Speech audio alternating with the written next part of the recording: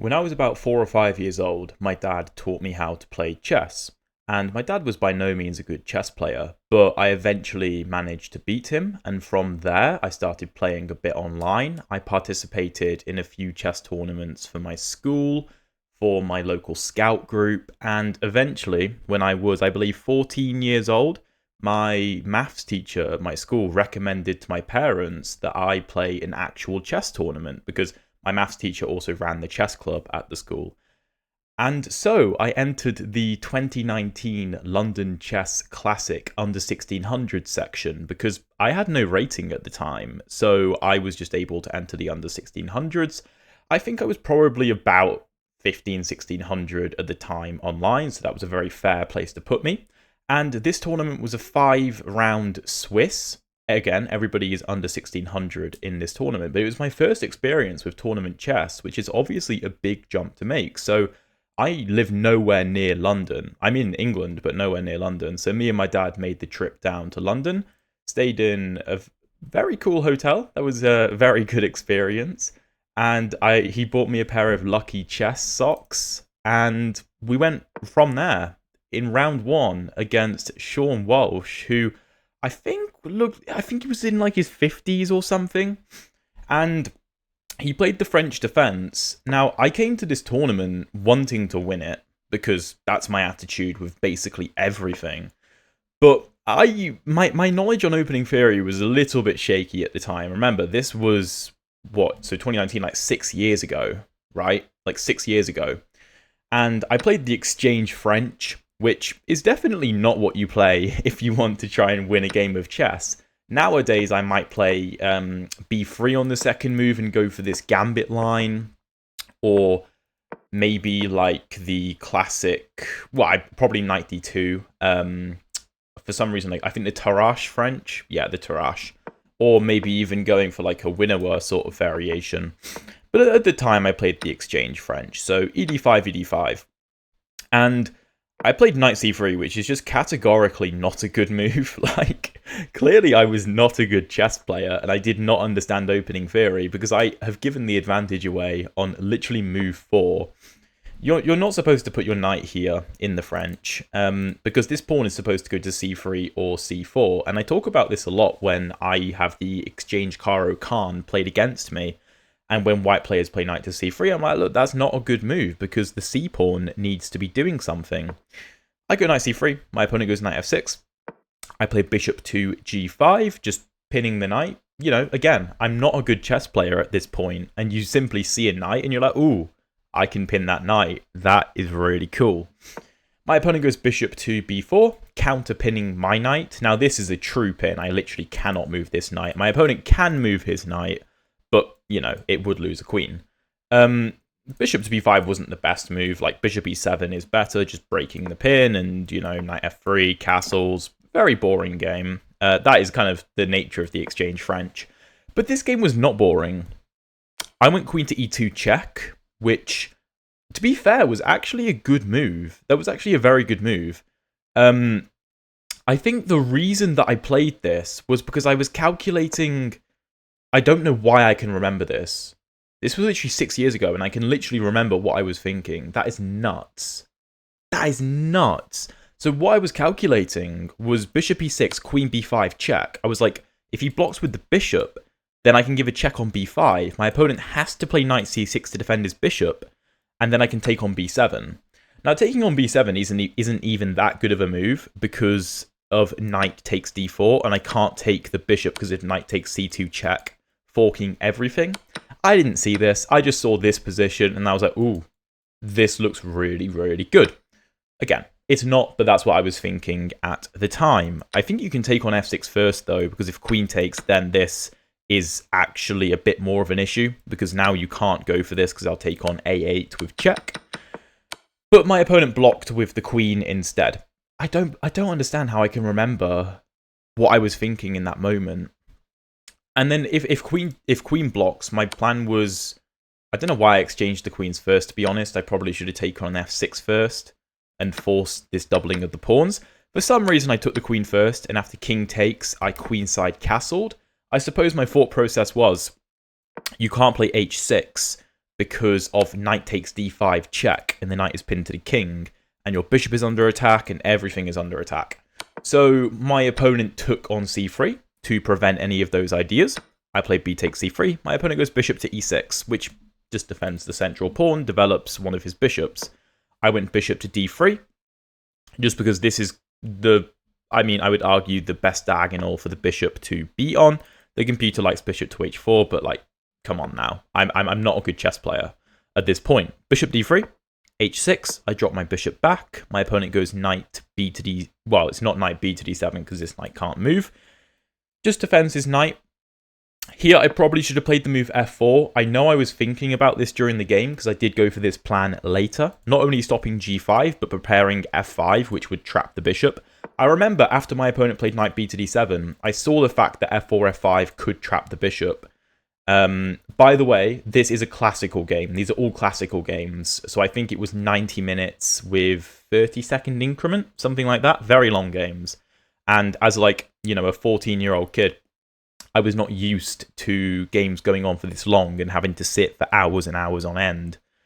I go knight to e2.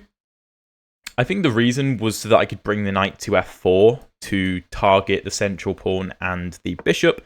Again, f4 is a far better plan, but knight to e2 is the second best move, which is not bad. My opponent goes g5, bishop g3, and c6, just securing his central pawn. I play f4, which here isn't the best move. I should be trying to just line my rooks up, probably bring this rook maybe to f1 and then strike with f4. My bishop is very, very strong. This bishop is very good. My opponent is pretty cramped. I choose to move f4. My opponent here needs to find knight to e4, blocking this bishop's scope on the f5 square so that I cannot play pawn to f5, trapping his bishop. My opponent played rook h to g8. And of course, I played f5. Now, I'm pretty sure my opponent fully just missed the move f5 and was just thinking that I was going after this pawn. And he was not happy after I played this move. I remember, I think he took his longest think of the game in this position because he was just really unhappy with himself. Played knight to h5, attacking my bishop. In fairness, this doesn't actually solve the problem with the bishop in terms of the bishop still has no escape. I don't have to take it, but I do take it, which is the best move. My opponent takes back. I go king to d2, which isn't the best move, but I'm actually quite quite proud of myself for playing the move king to d2, recognizing there's no danger in the position. I can go and play on the b file now if I want, and the king probably belongs on the e3 square. As long as I can stop the move e5, then I've got no issues. My opponent maybe should have gone for something like this here and tried to open things up ASAP, because e4 would also trap my bishop, and that would be a funny role reversal. Like, let's say I take on h6, then e4. White is still better, but black is back in the game a bit now. But we have the knight takes. I take back with the knight. Taking back with the h-pawn is a bit better, but I think, as a lower rated player, you don't really want to double up your pawns. Even though now I might go, oh, this pressure is worth the doubling of the pawns. Back then, why would I double my pawns? Rook f8, rook f1, just challenging. Here I'm like, I just need to trade the pieces off. King d6, c4. c4 is actually the best move. I don't know how I found this move at this point in my chess career, but c4, if black takes, then bishop takes, and the e6 pawn is incredibly weak.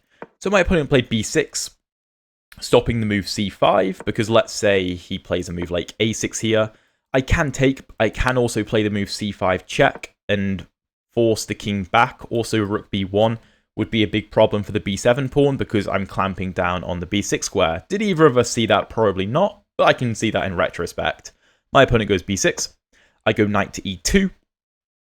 And I'm not really sure why I went for this knight e2 idea. I probably should have just taken and played rook f1. So I'm not really sure why I went for this, but I did. I went knight e2. Rook f6, of course I take, because if I don't take, my opponent's going to double up. So I take. Rook to f1, attacking the knight. King to e7, defending the knight. Knight to c3. Again, I'm not really sure why I played this move, because this pawn is so well defended, but I did. Rook f8, h3. Again, I really couldn't tell you. Like, I really couldn't tell you why I played this. Knight e4. I mean, maybe I played knight to c3 because I thought my opponent was going to play knight e4.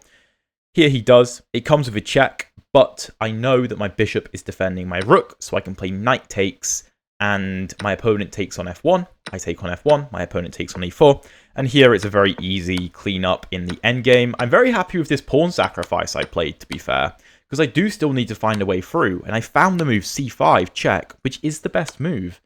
Again, I'm surprised I was able to find that at this point. The idea is that we open up an attack on the a6 pawn, and after takes, if the king takes on c5, I take on a6, but I also get access to the e5 square, so I can go and take the pawn. My opponent can push this pawn all he wants, but at the end of the day, I'm going to win it. And if he pushes it again, then I mean, worst case scenario, I just go bishop c4, bishop b3, and my pawns are protected forever. But yeah, my opponent goes king c3, I just take the pawn, he takes my pawn, I go a4, the king can't get back in time, and my opponent resigns. So again, it's a 5-round tournament. I win my first game, which probably did a lot to help my confidence in chess, just in general. I may not be playing chess still, like, to the level that I am now if I hadn't won my first ever tournament game. I don't know. I've always been very motivation driven and success driven. So interesting. I mean, it was a pretty interesting game, to be fair. Nothing special really happened. My opponent just sort of hung a piece. I trapped his bishop and then exchange everything off. I was pretty happy with a couple of the moves I played there, to be fair. If you're enjoying this video so far, by the way, please drop a like and subscribe. I would really appreciate it. And let's get into round 2, if my computer lets me switch tab. Here I'm playing against Cameron Harandi, and he actually had a brother who was also playing in the same section, who I literally played in the next round, I believe, which is pretty funny because there was like 80 odd people in the section. The probability of that is very low. I again open with e4. My opponent plays another French defense, which the French defense is just quite popular at lower levels. Again, d4, d5. I go for the exchange French because that's all I knew. Here I went g3. Don't ask me why. I have no idea. I really couldn't tell you because I don't understand why I wouldn't just play the same thing that I played in the first round, considering it went really well. I don't know. I went knight g2, c3. Again, I went for this bishop to b4, bishop to g5 thing. And this is a bad position, but my opponent goes h6. I go queen e2.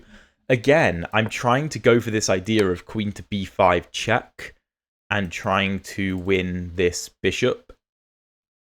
I don't know why I was so obsessed with this idea, but I just really wanted to do it. My opponent blocked on e6 with the bishop. I took on f6 with the bishop. Oh, and then I played queen b5 check. So this time I did actually get to play my idea. Knight c6, queen takes b7. Here, like I said, in the previous game, knight takes now doesn't work because I just take the rook. So my plan does pay off. I take on b7. My opponent castles, and I just go up a knight. I'm just up a knight. The game is not over, though. Now, my opponent should have taken on c3 with check first. I, of course, can't take either of these pieces because I'm in check. And after b takes, the only move is king d7, defending the knight and making sure the rook is defended. Again, that's difficult to find at this level, to be honest. My opponent castles, queen c6. Here, rook e8 was a very strange move. I was fully expecting queen takes d4. I remember being concerned about this variation. I think I was planning bishop d3 and castle queenside to prepare bishop to h7 check ideas with attacks on the queen. I'm sure that was my plan. Again, very strange how chess players can remember things like this from so long ago and literally remember the thought process. But my opponent goes rook f to e8. Of course, he's preparing bishop to d7 discovered check, winning my queen. So I just castle queenside. My pawn is now defended. My opponent takes on f2. I go bishop to d3. Yeah, okay, this is why I remember this idea so well, because I want my opponent to go here because of bishop to h7 check, uncovering the rook's attack on the queen. My opponent doesn't do that. He went queen to e3 check first, king b1. He goes rook to b8, again not taking here and allowing this trick. Rook b8, potentially prepares bishop to a3 with ideas of attacking my queen. And if my queen stops defending my knight, then bishop takes would just win a knight because the pawn will be pinned to my king. I take on d5, which is the best move. And to be fair, takes some guts to play. Because my king looks a little bit and my knight isn't developed yet. Like, a safer move would be like knight g to e2, for example. Just defending everything and developing my final piece. But I take. The bishop is also under attack, and the queen is under attack. So my opponent kind of has to trade with me. He goes bishop to c3. I go b3. Again, I saw this idea of bishop to h7 check, and finally my opponent falls for it. I sacrificed a queen. Now, bishop c4 is the best move, uncovering this attack and attacking f7. But bruv, this was my first ever tournament, game 2. I'm like a 1500 rated player. I sack my queen, that's awesome. Queen takes, bishop h7, king h7, and rook takes d4. Now, the game is still interesting, because after rook e1, king b2, I can't develop my knight properly. And if my opponent gets a couple moves, let's say I do nothing and my opponent gets to do something like this, then maybe I'm in a bit of trouble. The computer says that it's absolutely fine, and if my opponent does go for something like this, then I'm just winning all the pawns and I'm going to promote the a-pawn. But of course, I don't know that because I'm not a good chess player at this point. My opponent goes f6, which is a very strange move. I mean, of course, he's concerned about rook to d7, but in my opinion, I think he needs to be active. f6 isn't that active. I play the move c4. The point of the move c4 is that I want to bring my king to c2 and challenge his rook with rook to d1. That was my idea. And I was like, well, you can't give me a check here because my knight defends this square. And if you give me a check here, I backed off, which probably isn't the best move, but I was concerned about my a2 pawn. The computer wants just to give the pawn up and play knight to f3, which nowadays I might have played. And if rook here, then I have knight d4, attacking the rook and covering rook c2 check. Again, I'm not that good a player at this point. I just defend my pawn. Rook e5 doesn't really do anything. Rook g2 is the best move, but like, it's not obvious at all why this is the best move. Even to me now, I mean, I assume the point is if I develop my knight, then this is actually a drawn position because I can't stop all of the checks because my knight stops guarding the e2 square. So I'm going to have to find some very weird moves like g4 here, which, like, come on, I'm never finding that.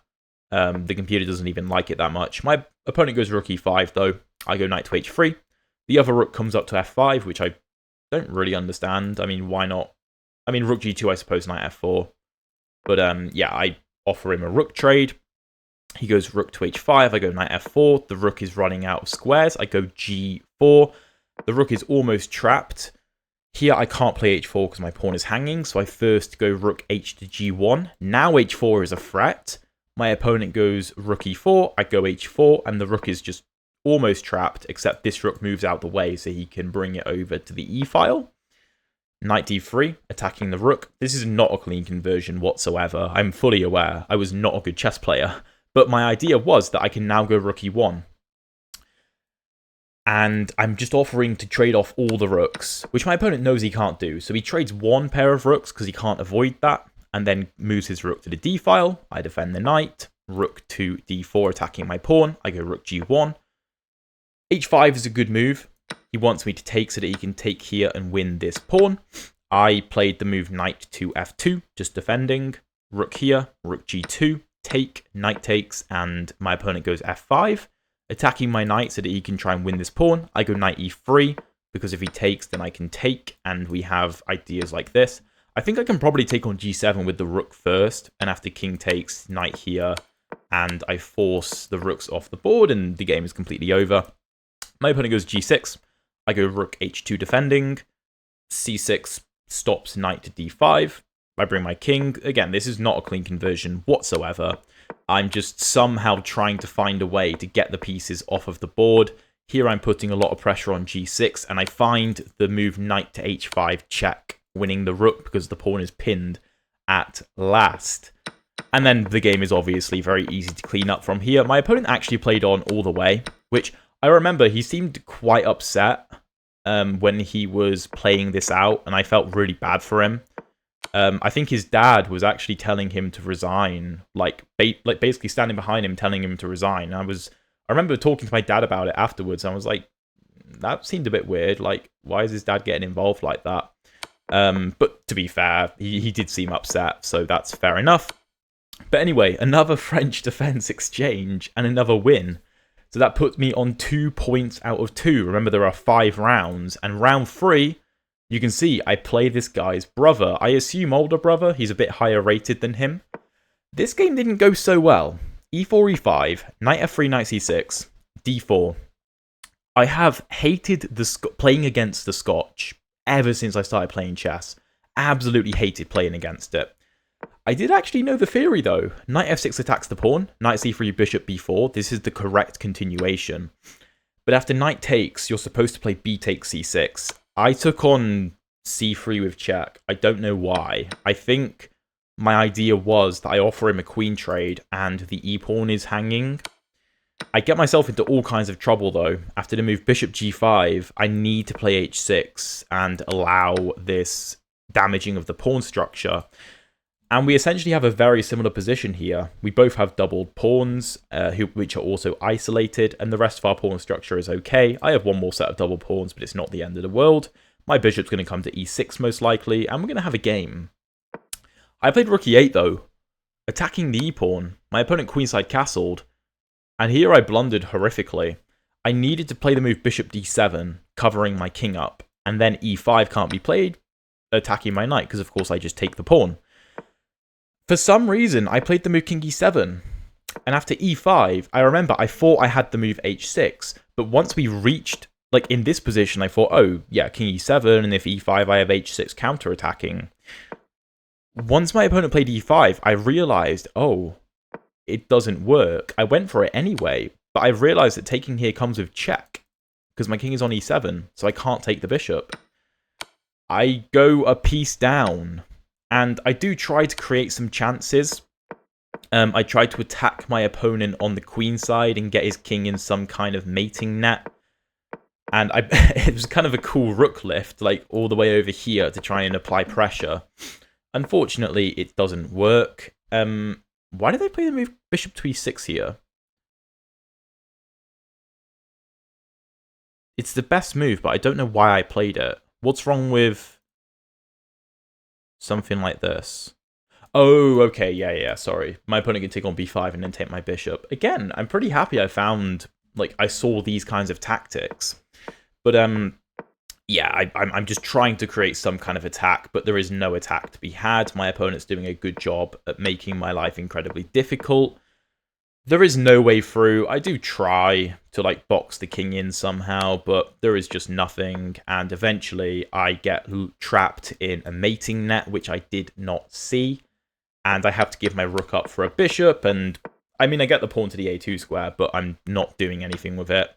Here, I have to play the move a6, because rook to... like, there's, like, rook here, king a6, and rook a4, which is mate. So I have to cover this square. My opponent is threatening bishop to c7 mate, but my rook is guarding the square. And yeah, the game is completely over. I just try my best to create something, but my opponent wins my bishop, and here I actually get checkmated after b6 mate, which is kind of an aesthetic checkmate. 2 points out of 3 now. Again, I was kind of upset after this loss because I felt like I just threw the game away in the opening, which I kind of did. There was no need for me to have taken on c3. There was also no need for me to blunder with king to e7 here. But that's chess. That's chess. And all I can do at this point is try and win my remaining games. Because I was like, well, 4 out of 5 should still be enough to get on the podium. So the next game, I have the black pieces against a 1300. We have e4, e5, knight f3, knight c6, bishop to b5, and I go knight to f6. I played the Berlin against the Ruy Lopez. I didn't know the theory. I just played it because everybody else played it. I mean, nowadays I play the Caro Khan, which I think is way, way better, at least in practical terms, but I played the Berlin, and I liked the Archangelsk variation. I think just because it looks quite active. Again, I didn't know the theory. Here I should have played the move knight to d4, attacking the bishop and offering an exchange. My opponent would have to exchange. I probably have like c6, d5 ideas, and it's a nice position. Again, I didn't know that. My opponent goes bishop g5 after I go d6. I just castle, c3, a6. My opponent retreats to bishop. I push the bishop all the way back and go bishop to g4 myself.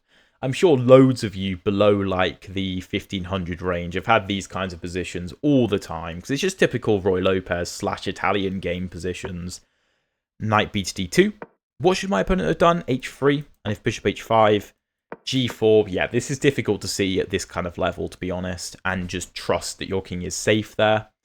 My opponent goes knight b to d2, defending his knight. I go h6, bishop back. Again, I should be playing the move g5 here, but I don't know that. I played the move b4, which is not a good move. My idea was, I assume, if takes, then knight takes, and I attack the bishop, and the d3 pawn is weak if the bishop drops back. Again, the computer wants to move g5, but realistically, I'm probably just going to drop my knight back and try and control the d4 square. I played bishop to e6. I think I was concerned about g4 ideas here, and maybe g5. I probably got a bit spooked. So I dropped my bishop back to e6. My opponent goes knight to b3, attacking my bishop, bishop back, and d4, which is a good move because my opponent is threatening to fork my pieces. So I play bishop c4, getting out of the way and attacking my opponent's rook, rook e1. This is not a good position, but these kinds of positions are difficult to convert at this sort of level. I take on c3 because I was concerned, I assume, that d5 would attack my knight, and my knight is defending the pawn. So if I play something like rook e8 here, then d5, my knight retreats, and my opponent wins my pawn. This isn't the best line, but this is what I was concerned about, probably. So I take, go queen e8. I don't understand. I think I was trying to unpin. My opponent can, of course, take, and this is rough. I don't know why I went for this, but I did. My opponent didn't punish me, though. Well, not immediately. He attacked my bishop, and I played knight to a5, because if bishop e6, then of course I still get forked. So I went knight a5, defending my bishop, bishop f6, pawn f6, and knight to h4, going for the f5 square. Now I play bishop to e6, because my knight is no longer on c6, and I want to stop knight to f5. My opponent goes knight f3, king h7, knight f5. Of course, I take this immediately. And now I can try and turn the tables on my opponent somehow, and after everything, again, the computer hates my position, but I'm starting to get a little bit active here. My opponent takes, I take back with the e-pawn, of course. Taking back with the f-pawn is suicidal because of this discovered check, and I'm going to lose. So d takes, and I completely blunder this. I completely blunder this, this tactic. I remember I just straight up did not see it. I didn't see it. So I did find the move queen to c5, however. This was not intentional. I did not intentionally see that I could take on f2. Here my opponent is supposed to take on a8, which he does. Allow queen takes f2. And after king h1, rook takes a8. And I'm down in exchange, but I have a pawn. And at my level now, I'd be able to know that this is not really all that scary for white to deal with. Just rook f1, you kick my queen out, and white is fine. But my opponent goes queen to e2. Queen e2. I took. I don't really know why I took. I think I probably could have gone for something like queen to g3. Knight d2 is apparently the best move. I think I may have seen the fact that knight c4 forced trades, and obviously I don't want trades here. But I take on e2, and I try to play this endgame, and I remember this endgame. I remember thinking I'm completely lost. I remember this. And I was looking at all kinds of ways that my knight could cause havoc, like attacking f5 and just coming up with all kinds of forks to go after my opponent's pieces. And I remember thinking, this knight isn't all that good, because it is completely locked out of the game. And my bishop is surprisingly strong. If this knight could somehow make it to g3, for example, this could be a bit of an issue too. So I went knight c4, which isn't the best move, but I think it's the most practical move, trying to get involved. My opponent goes g4, and I'm better now. I'm better. I go rook d8, taking away the d1 square from my opponent's rook. This is, I'm remembering now, this is a really cool endgame. My opponent goes knight to e1. trying to get his knight involved back in the game somehow, because like I said, this knight sucks. Knight h4, I mean, you're not going anywhere, right? So he goes knight e1. I play the move h5, which in retrospect was a very sophisticated move for my level. If my opponent takes, I'm not going to win any of these pawns back immediately, but I know that they're incredibly weak, and a move like rook to d3 would, you know, probably win a bunch of pawns. My opponent goes rook b1. My bishop is fine, though. Like, it's defended by the pawn. I did drop it back. Why did I drop it back to a7?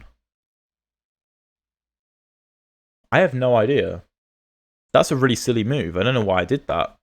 Rook b4. Oh, I wanted to give my knight a way out of the position because I was worried about rook b4. The computer wants to play bishop c5 to take away the b4 square from the rook. And if rook here, then I trap the rook with bishop b6, which is a cool idea. I wasn't quite that adventurous. I think I was concerned about bishop e5, knight d3 ideas in the future attacking my bishop, which of course I don't have to be concerned about because I cover that square. But yeah, I dropped the bishop back, rook b4, knight b6, and now I'm like, okay, I'm gonna bring my knight to d5 and then like f4, and we're back in this. My opponent takes on h5. I go rook d1, firstly pinning this knight to the king, just applying pressure. King h2 obviously gets out of the way, but then I have knight d5, and I actually have quite a lot of threats. My opponent goes rook c4. I go knight to f4. If my opponent takes here, then I of course take on e2. You can take my bishop, and then I take your knight, and I'm up a knight. So my opponent goes rook e to e4. I go bishop to f2, attacking the knight. The knight goes to f3. Here I played rook to d3, just applying pressure. I think my idea was that this knight can't move because I will take on h3 with check. The only move the computer sees here to save the game for white is rook f4, sacrificing the exchange, and then playing king g2. I assume you can't do this because the c3 pawn hangs, and my c pawn is very active. And again, this knight doesn't really have any moves. It doesn't have anywhere to go. My bishop covers this square, my pawn covers these squares. And the knight, if it goes to h4, it is covered. But even if it wasn't covered, there's nowhere to go after that. My opponent dropped the knight back, and I found the best move, bishop g3 check, forcing the king into the corner, and rook to d2, setting up checkmate in 1 on h2. And you can't block on the e2 square. So my opponent goes knight to f3. I play check, the knight has to go back, and I go bishop f2, and the knight is lost. My opponent now sacrifices the rook, but it's too late. I take here first. Yeah, if takes, then my opponent has king here, and it's not quite as convincing because you can go and win the c-pawn. So I take first, king h2, ef4, rook c7, f3, best move. Rook takes, king g8 attacking the rook takes here, rook g2 check, king h1, and I drop the bishop back, which throws the game away, completely throws the game away, kind of, because rook g6, hg6. There's 3 passed pawns on the way. A move like f2 would draw the game because the king simply defends. For the moment, the king is cut off by my pawn and my bishop. I play king g7, h4, king f6, h5. Here there is one winning move, which I did find, bishop f8. I need to defend these dark squares. And after the pawn goes up, I take on f5. I play king g5. Now I get all the pawns. I don't know why my opponent didn't do this. Oh, I have king g4. Ah, and my bishop's covering the movement of all these passed pawns. There's 3 passed pawns, but none of them can move. And now I suppose bishop c5 will come with check, and I'll get my king involved, and I don't know. It's probably winning somehow, but king f1. I take. My opponent pushes his pawn, but he's too late because of bishop to d6. And I can't win... Sorry, I can't defend my pawn here. But I can go and win this pawn, and fortunately for me, this is a dark square. I remember, I actually knew about the endgame, where if I have a light squared bishop here, and the promotion square is a dark square, it's a draw. I somehow knew about that at this point, and I was very concerned about it, but then I remembered, oh, I've got a dark squared bishop, and the promotion square is a dark square, so I'm winning. And here, I mean, I'm always just going to invade with my king because my bishop can cut his king off and I control the promotion square, so the king can shuffle all at once, but the pawn will get through and promote, and I will win. So my opponent resigned in, I think, this position, and we are now 3 out of 4 going into the last round. There was actually a cash prize if you got on the podium. It was a very small cash prize, but I was 14 at the time, so, you know, I'd be very happy with any kind of cash. So, round 5, I'm playing against, oh my god, Abhishekdev Ramesh. Maybe. 1187. We have a Scandinavian. And the line I used to play against a Scandinavian, which I don't anymore, is knight c3, queen a5, and b4. This is what I used to play. The Leonhard or Lionheart gambit. The point is, after queen takes b4, there is rook b1, but I think the line that I actually was prepared to play was a4. I'm pretty sure this was the line, and it's ridiculous, this line. It's like a5, rook b1, knight b5 sort of things, bishop a3 ideas. It's very, very strange. This is what I was prepared to play, but my opponent played queen to f5, so I wasn't allowed to play it. I go bishop to d3, attacking the queen, queen to g5, attacking my g2 pawn, and I went queen to f3. I should have been happy to give the pawn up, because if queen takes g2, I have rook g1, and my development is so good here that I should be completely winning. There's also bishop c4, threatening bishop f2, king f2, and knight to g5 check, winning the queen. Again, I got a bit concerned, so I played queen to f3 instead, and my opponent offered me a queen trade. Here I went knight d5, which is the best move, attacking the c7 square. My opponent takes on f3. Here it would be a mistake to take on c7, because after king d8, I have to take this queen back, and then I will lose my knight. So I take the queen back first if knight takes f3, and I've just got a clear lead in development. Here, of course, knight a6 doesn't work, because I take and remove the defender of the c7 square. You have to take back, and then you're just losing. So my opponent goes king d8. Here, I should have played the move knight to g5, going after the f7 pawn. I instead played a3, because I was concerned that e6 would attack my knight and attack the b4 pawn, which would be undefended after my knight moves. So I played a3 to shore the pawn up. My opponent goes e6, knight e3, knight f6, bishop b2. I've got a nice position here. My bishops are strong. I don't have any pawns in the center, but black can't advance his pawn. He also can't castle, and my knights are... They're pretty good. They're pretty good pieces. Knight bd7, which is a passive move, but he plays it. Knight g5, king e8. Not good to go for it now, because it's quite easy for my opponent to defend. And then, for some reason, I offered a knight trade. And I think my idea was knight e4, bishop e4, knight f6, bishop f3. And I get the double fianchetto type setup. I think that was why I went for it. My opponent didn't take, though. He goes bishop e7, which is a good move.